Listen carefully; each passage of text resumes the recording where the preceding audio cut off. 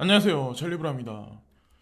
시장 상황이 지금 현재 약간의 회복세를 보이고 있는데, 사실상 비트코인 기준에서는 5만 달러를 넘고, 이더리움 같은 경우도 지금 현재 제가 이제 캡처했었던 시간에는 4천 달러를 넘지 않는 시점이었거든요. 그래서 지금 몇몇 개 알트코인, 특히나 이제 눈에 많이 띄는 게 니어 프로토콜하고 폴리곤하고 폴카닷하고 몇몇 개만 이제 막 상승을 하고 대부분의 시총상에 있는 코인들은 그렇게 뚜렷한 회복세가 없는 현재 상황인데, 중요한 건 이제 뭐냐면 여기 보시면 아마 여러분들 아시겠지만 전 세계에서 가장 큰 볼륨량을 자랑하는 게 바이낸스죠. 근데 바이낸스가 주도해서 이 시장 자체가 진한 녹색 컬러로 그린 컬러가 주도적으로 만약에 일어난다면, 이 시장 지금 현재 일어나는 상황이 그냥 이상하다라는 생각을 안 하는데, 지금 현재의 시장 장세가 업비트가 주도해서 시장이 약간의 반등세가 있는 거예요.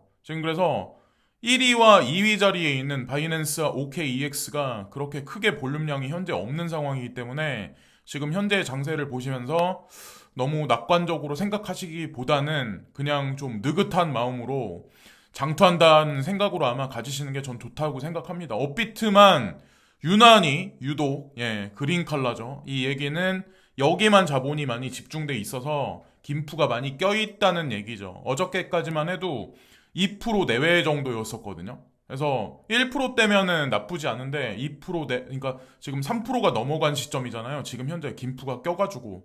그래서 요것만 보셔도 아마 아실 거예요. 업비트와 바이낸스 간. 자, 요것만 보셔도, 그래서 김프가 지금 현재 많이 껴있는 상황이다. 그걸 이제 말씀드리고, 자, 지금서부터 이제 기사를 추측을 해서 여러 가지 어떤 그 소스와 이런 거를 이제 말씀드리려고 하는데, 전체적인 흐름을 아마 여러분들이 보실 수 있을 거라고 저는 생각합니다. 근데 앨런 머스크가 뉴럴 링크라는 프로젝트를 진행한다라고 발표한 지가 약간 시간이 지났거든요. 그러니까 이것에 관해서 이제 말씀드리려고 하는데, 앨런 머스크가 코인텔레그래프에 이 기사를 내보냈어요. 본인이 이제 생각을 하기에 긴 어떤 관점으로 봤을 때 메타버스보다 뉴럴링크가 더 뛰어나다라고 그런 식으로 이제 이분이 발언을 했는데, 이분 말이 맞아요. 이분 말이 맞아요.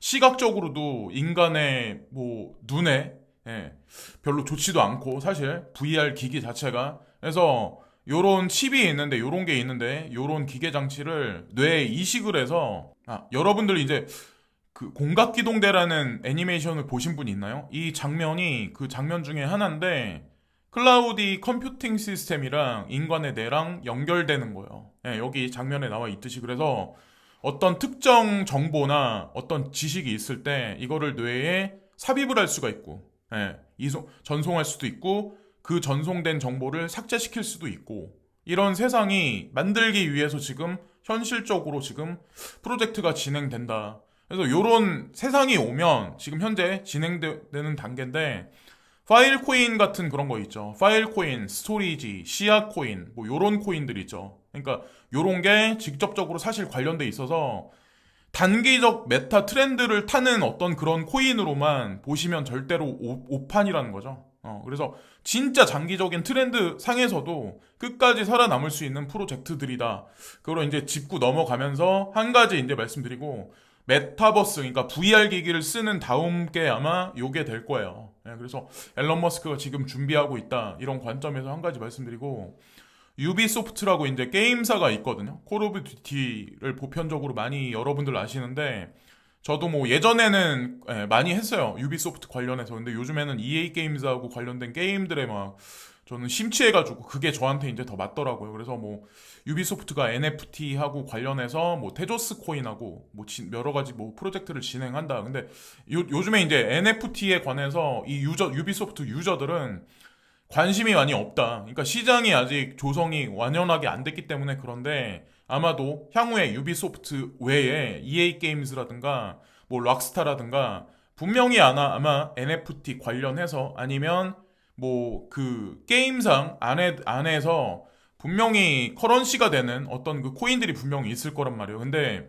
제가 이제 VR에 관해서 관심이 되게 많거든요. 그리고 게임을 이제 좋아하다 보니까, 여기 보면 이 기사가 나온 게 10월 28일 날 나왔거든요. 근데 GTA 6가 여기 샌 안드리아스가 VR 게임 하고 개발 중이다. 뭐 요런 기사가 나왔어요. 그래서 디테일하게 들어가서 보면 어떤 게 있냐면 여기 지금 현 페이스북, 현 메타 거기 CEO인 그 저커버그가 여기 있죠. 저커버그가 여기 나와서 뭐 어떤 분하고 이제 대담을 나누는데 여기 GTA 샌 안드레아스하고 오큘러스 퀘스트2가 같이 공동으로 협력해서 개발을 진행한다. 뭐 요런 얘기들이 있더라고. 근데 이렇게 진행한다라고 얘기했던 게 사실상 되게 오래됐다라고. 그러니까 이게 순간적으로 갑자기 나왔던 게 아니라 이렇게 개발 진행했다라는 게 되게 오래됐다라고 하더라고요. 그래서 오픈월드, 그러니까 우리가 생각하는 오픈월드 게임 중에 사실상 전 세계에서 가장 큰 인기를 끌고 있고 가장 현실적이게 도입된 게 만들어낸 게 사실은 GTA라는 게임이거든요. 그래서 6가 언제 구현될지 모르겠지만 어쨌건 오큘러스 퀘스트 2, 그러니까 VR 월드라고 연관 관계가 있다라고 하는 거 보니까 어떤 코인 프로젝트하고 이게 관련돼 있을지는 모르겠지만 만약에 관련돼 있는 코인을 우리가 투자하고 있다. 그러면 솔라나 빰따구를 칠 정도의 아마 엄청난 산승이 있을 가능성이 높고 제가 이거랑 연계해서 한 가지 여기 말씀드리려고 하는데 어쨌건 이 작업을 꽤 오랫동안 해왔었다. 뭐 페이스북이 그런 얘기가 있었더라고요. 그래서 이게 언제 나올진 몰라요. 모르지만 오큘러스 퀘스트 2 이래로 3로 넘어가기 전이 여기 보면 캠브리아 프로젝트라고 그래가지고 이게 이제 그 3로 넘어가기 바로 2.5단계거든요. 3.0으로 넘어가기. 그래서 이거를 내년에 출시한다는 얘기가 있더라고요. 그래서 이 기기를 팔아 먹으려면 내년에 GTA 6가 VR하고 관련해서 나오지 않을까. 근데 이게 아마 하이엔드급으로 나온다고 하더라고요. 캠브리아 같은 경우는 그냥 오큘러스 퀘스트 3는 보편적으로 많은 뭐 사람들이 그냥 많은 유저들이 참여를 할 수 있게 저렴하게 나오기지만 캠브리아 같은 경우는 사람 표정까지도 VR 세상에서 구현할 수 있게 그렇게 아마 구현한다라는 얘기가 있더라고요. 예, 그래서 저도 이거를 뭐 살 거거든요. 예, 지금 살라고 이제 정보를 지금 취합하고 있는데 어쨌건 이 포인트가 되는 시점이 언제일지 모르겠지만 이걸 한번 조사를 해보셔가지고 직접적으로 관련돼 있는 코인이 과연 뭘까? 내가 투자하고 있는 코인이 과연 GTA 6랑 과연 관련이 있을까? 요것도 한번 되짚어보는 시간 한번 가져보시면 어떨까라는 생각을 합니다. 뭐 심증은 있으나 짐작은 가고 심증은 있으나 확실한 증거가 없기 때문에 저도 방송에서 뭐라고 말씀은 못 드려요. 뭐 이미 짐작은 하시겠지만 어떤 분들은 자 여기 그리고 솔로제닉에 관해서 이제 한 가지 말씀드리고 싶은 게 있는데 그 이것 때문에 이제 뭐 세금 때문에 걱정된다. 에어드랍 받은 거 공짜로 생긴 거니까 내가 돈을 투자해서 받는 게 아니니까 그래서 저한테 이제 그런 말씀 하시는데 우리가 세금 책정되는 게 원래 계획돼 있던 거에서 1년이 미뤄졌죠. 이제 그것도 되게 중요하고 에어드랍 받는데 세금 걱정해서 지금 뭐 이거를 그냥 뭐 포기한다? 저는 이거 그건 아니라고 생각하거든요. 그래서 이 코인을 받기 위해 솔로제닉을 받기 위해서 지금 뭐 리플 코인을 사는 거는 제가 보기에는 좀 그렇고 그냥 가지고 계신 분들은 그냥 자연스럽게 그냥 받으시면 되고 스냅샷이 끝나면 보통은 폭락을 하는 게 맞아요. 그리고 솔로제닉은 지금 보면은 뭐 가격이 급등락이 되게 심해요. 지금 현재 상황이. 그리고 이 코인이 지급되는 시점이 내년 1월 20일 날인가? 그런 걸로 저는 이제 알고 있거든요. 스냅샷이 되는 거는 12월 25일 한국 시간으로 새벽 5시라고 진행되는 시점으로 알고 있고 그리고 중요한 거는 XRP 대비해서 솔로제닉을 몇 개 준다라는 비율이 공식적으로 나와 있는 게 없어요. 어떤 사람들은 뭐 1%라는 사람도 있고 몇 프로라는 사람도 있는데 어쨌건 가격이 싸진 않거든요 현재.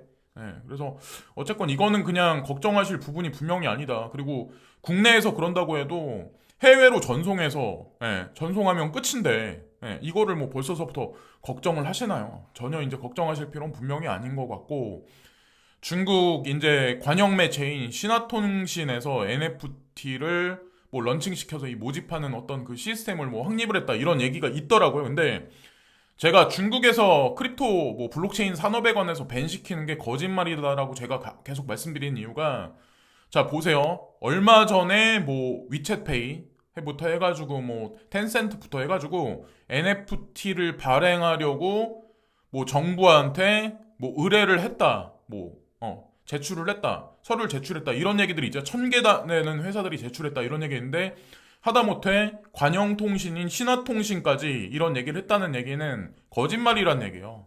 여기 보면 중국의 TV방송, 자, 신화통신은 중화인민공화국 국무원의 직속 사업이에요. 국가에서 운영하는 미디어 방송사예요. 미디어 회사예요. 그럼 이게 거짓이라는 거죠. NFT는 블록체인하고 코인 세상하고 분명히 관련이 있어요. 그러니까 네오코인하고 온톨로지에 관해서 그냥 뭐랄까 그냥 지금 현재 아무런 소식도 없고 뉴스도 없기 때문에 아 이거 끝났다라고 생각을 하시겠지만 예, 중국은 분명히 통수를 쳐요. 예, 어느 순간 오픈한다는 얘기를 분명히 할 거예요. 기다려 보시고 여태까지 기다리셨으니까. 그리고 협력 관계를 맺었다 요런 얘기들이 있더라고요. 그래서 요즘에 폴리곤에 관해서 좀 호재거리 뉴스가 되게 많이 나오잖아요. 그래서 2,000원 초반대 들어가신 분들 같은 경우는 그냥 마음 놓고 그냥 뭐 장기적으로 그냥 장투를 하셔도 전혀 손색이 없는 코인이 아닐까. 그리고 그레이스케일 자산운용사에서 요즘에 이제 뭐 이 비트코인 ETF에 관해서 집중을 되게 많이 한다 이런 얘기들이 되게 많이 나와요. 개별적인 알트코인들보다는. 근데 여기 나와 있는 그대로 그레이스케일은 미국에서 비트코인 스팟, 그러니까 현물 ETF를 지지하는데 100% 전념하고 있다.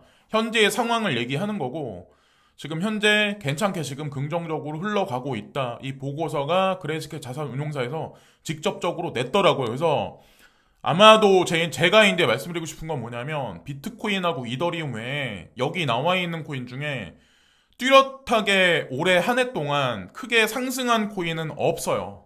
여러분들 이미 아시겠지만, 그리고 저는 분명히 여기 나와 있는 코인들이 큰 수익을 장기적으로 엄청나게 가져줄 거다라고 계속 주장을 했죠. 지금까지도, 오늘까지도. 근데 그럴 수밖에 없는 게 어쨌거나 저쨌거나 비트코인 ETF 현물 승인이 어느 시점에 날지 모르겠지만 분명히 날 거고, 추후에 이더리움 같은 경우는 선물 시장에 이미 있기 때문에 현물 ETF도 분명히 추후에 등장을 할 거예요. 그리고 알트코인 같은 경우는 아마 그 속도가 훨씬 더 빠를 거예요.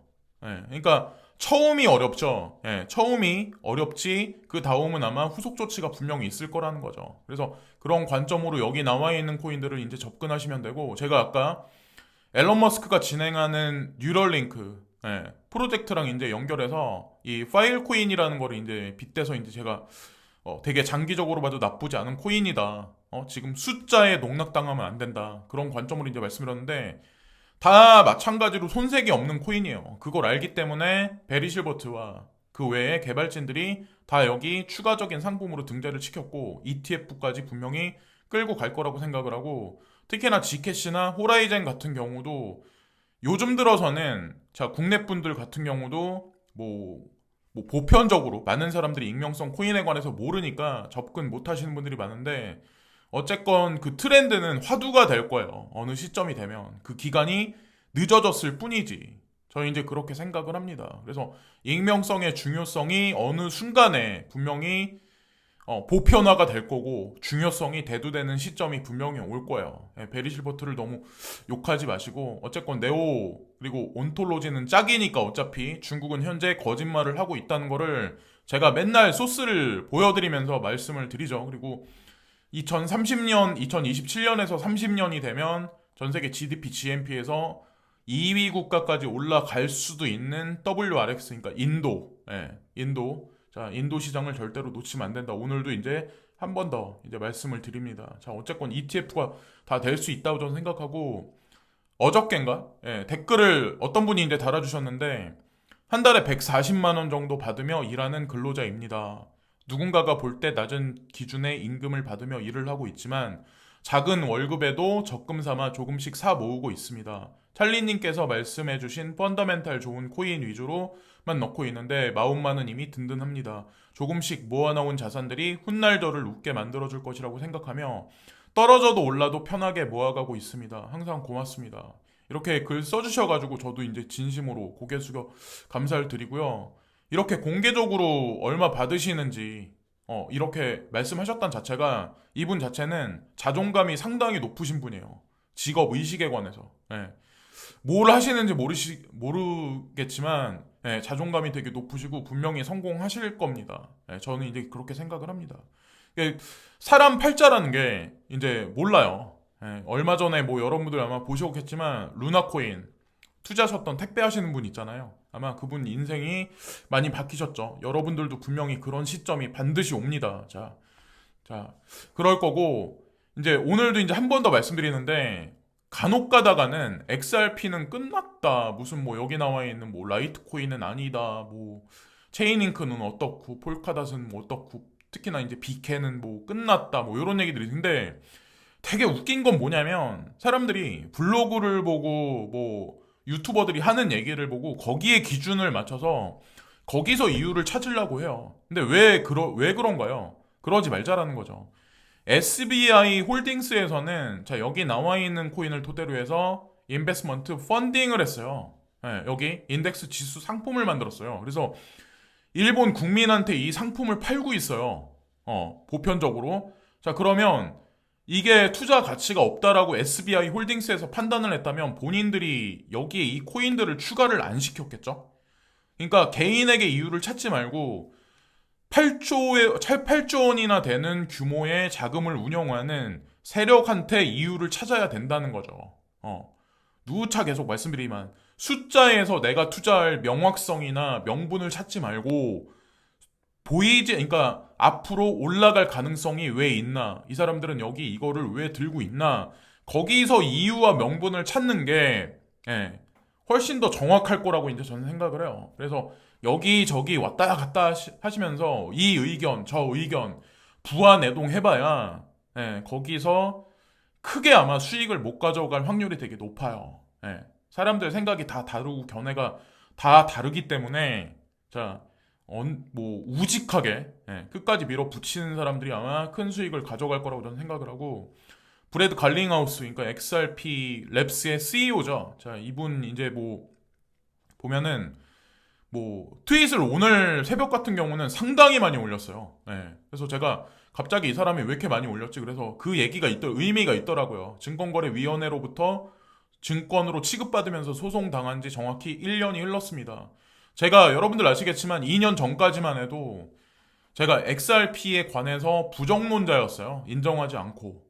근데 소송에 걸리면서 저는 XRP 추종자가 되기 시작을 했어요. XRP를 많이 사 모았고 지금도 사 모으려고 지금 하고 있고 가격이 떨어질 때마다 거기엔 다 분명히 이유가 있고 이 사람이 이렇게 트윗을 여러 개 날렸다는 얘기는 뭔가가 분명히 있을 거고 내년에 너무 길지 않은 시점에는 분명히 결과가 분명히 나올 겁니다. 그래서 끝까지 지치지 마세요.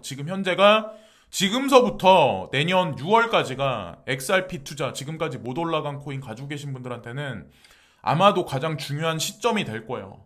제가 이제 개인적으로 생각을 하기엔. 그리고 22 라가르드 총재가 2022년에 인플레이션 하락하고 2023년과 2024년에는 인플레이션이 2% 미만으로 떨어질 것으로 예상합니다. 지속적으로 돈을 풀겠다는 얘기를 하는 거죠. 22 라가르드 총재 같은 경우는.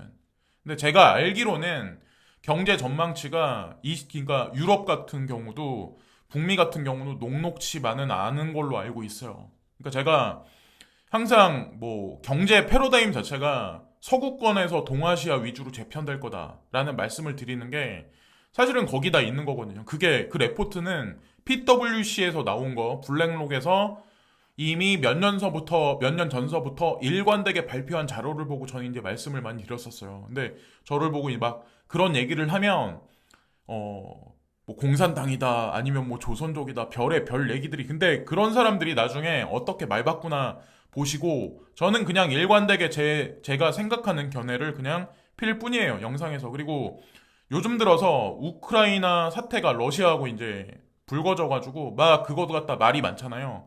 그래서 미국이 뭐 러시아를 어떻게 한다. 근데 제가 말씀드렸죠. 러시아 입장에서는 우크라이나를 반드시 확보를 해야 돼요. 이거는 절대절명인 위기이며 기회이고 그리고 중국 입장에서는 대만을 사수하는 게 자 여기를 이제 영역으로 확장시키는 게 중국 입장에서는 지정학적 위치상 그리고 여러 가지 지표상 사실 엄청나게 중요하거든요. 3차 산업에서 4차 산업 혁명으로 넘어가면서 반도체의 중요성이 대두되는데 이 타이완을 확보하는 자체가 사실 중국 입장에서는 아주 그래서 미국에서 아무리 어떻게 한다라고 해도 예전에 홍콩 얘기가 나왔었을 때도 보세요. 미국이 개입을 해서 어떻게 한다. 결국 어떻게 됐어요? 현재. 그러면 타이완도 마찬가지로 그렇게 될 가능성이 되게 높다는 거죠. 지금 현재 돌아가는 판세로 보면 그렇다고 제가 중국을 편드는 건 아니에요. 그냥 저는 흐름만을 그냥 말씀드리는 거예요. 그러니까 우리나라도 여러분들 인식을 하실지 안 하실지 모르겠지만 여러분들이 매일 쓰시는 카카오톡 있죠. 카카오톡에서 행하는 여러 가지 사업들이죠. 카카오 엔터테인먼트, 카카오페이, 카카오뱅크 전부 다 중국 자본하고 관련돼 있고 카카오 플랫폼에서 움직이는 여러 가지 사업 방식은 사실은 텐센트에서 중국 본토를 상대로 해서 진행했던 여러 가지 어떤 그 플랫폼의 진행 로드맵 방식을 그대로 채용해서 지금 카카오는 한국 땅에서 진행하고 있다라고 보시면 돼요. 네, 그거는 미디어를 통해서 여러분들이 조사를 조금만 해보셔도 아마 아실 거라고 저는 생각을 합니다. 그냥 실질적인 거는 이제 저는 말씀드리는 거고, 카르다노, 그러니까 에이다 코인에 관해서 저한테 이제 뭐 시세가 내가 생각하는 것만큼 계속 막 안 올라가니까 힘드신 분들이 아마 되게 많은 것 같은데, 가격이 많이 떨어진 건 사실이에요. 그죠? 많이 떨어진 건 사실인데, 제가 개인적으로 보기에는 떨어질 때마다 지금 현재 시점에서 계속 사서 모아도 제가 보기에는 전혀 손색 없는 펀더멘탈 아주 강력한 코인 중에 예, 괜찮은 코인이라고 이제 저는 생각을 하거든요. 예, 그래서 너무 걱정하실 필요는 분명히 없다라고 이제 저는 생각을 합니다. 거기엔 뭐 다 이유가 있는 거고, 그리고 뭐 지진 얘기를 오늘도 이제 한마디 말씀드리려고 하는데, 이 12월 21일 날 아마 뭐 전 세계 아마 이 미디어가 이제 발표를 했을 텐데, 일본 해구 규모 9.1 지진 발생 땐 20만 명 사망, 일본 정부 추계. 일본 정부에서 사람들이 불안할 수도 있는데 이런 거를 발표를 했어요. 이거는 사실은 제가 이제 받아들였을 때 뭐냐면 정부가 사람들한테 경고를 하고 있는 거예요. 굳이 이런 발표를 할 필요가 없거든요. 그럼 그 얘기는 뭐냐? 준비하란 얘기를 하는 거예요. 준비하란 얘기를. 왜 이런 얘기, 코인 방송에서 왜 이런 얘기를 자꾸 하냐? 그러니까 전 세계가 인구 감소라는 얘기를 아마 여러분들이 계속 보실 거야, 아마. 터미널도 많이 사라진다. 인구 감소로. 한국 소도시에 전북 무안에 터미널이 위기에 봉착했다. 그리고 대학들도 전부 지금 현재 보면 아이들이 줄고 있으니까 대학들도 계속 줄어들고 있는 현재 상황이죠. 자, 그러면 물리적인 파이는 줄어들고 있어. 자, 물리적인 어떤 여러 가지 세상적인 것들이 다 이렇게 위기예요. 위기이며 파이가 축소되고 있어. 그러니까 이 사람들이 진짜 전 세계를 움직이는 세력이란 사람들 입장에서는 물리적이지 않은 세상으로 메타버스, 가상현실, 게임 세상 이쪽으로 계속 부를 이전하고 있는 현재 와중이라는 거죠. 그러니까 다리는 연결시켜 놨는데 아직까지 거기까지 가는 데는 시간이 분명히, 그러니까 지금이 사실은 초기 시장이에요. 초기 시장이라고 봐도 전혀 손색이 없어요. 예를 들어서 XRP를 3년 전에 산 사람, 자, 그리고 지금 사는 사람, 무슨 차이가 있을까요? 3년 전에 예를 들어서 4, 5년 전에 예를 들어서 200원에 산 사람, 예를 들어서 몇십 원에 산 사람하고 지금 1,000원이 넘는 가격에 산 사람하고 진짜 장기로 봤을 때는 그게 없어요. 차이가 없어요. 저 이제 그런 관점으로 보시면 어떨까라는 생각을 합니다. 그래서 오늘도 두서 없는 얘기, 제가 막 정리가 안 된 상황에서 그냥 이런저런 얘기들을 그냥 짬뽕같이 이렇게 해서 말씀을 드렸는데, 계속 보시다 보면 이 사람이 무슨 얘기를 하려고 하나 그걸 아마 인지를 하실 거예요. 그리고 제가 이제 기억나는 게 하나 있는데, 댓글 중에 그러면 중국과 인도 다음은 나이지리아냐라고 저한테 이제 물어보시는 분이 있는데, 나이지리아 맞아요. 전 세계 인구가 확장되는 데서 치고 나가는 게 세 개의 국가. 그러니까 첫 번째가 사실은 지금 치고 나가는 게 인도고, 가장 많이 진보해서 나가는 게 나이지리아다. 나이지리아하고 관련해서 코인이 있죠. 제가 이제 방송에서 말씀 많이 드렸었던 그걸 기억을 하시고 손절을 하지 마시고 버티세요. 지금 제가 보니까 가격이 처참하던데 다른 코인들과 많이 진배 없이 어쨌건 끝까지 한번 기다려 보시면 분명히 좋은 결과가 있을 겁니다. 오늘도 시청해주신 많은 분들께 고개 숙여 감사를 드리고 오늘도 좋은 하루 되세요. 감사합니다.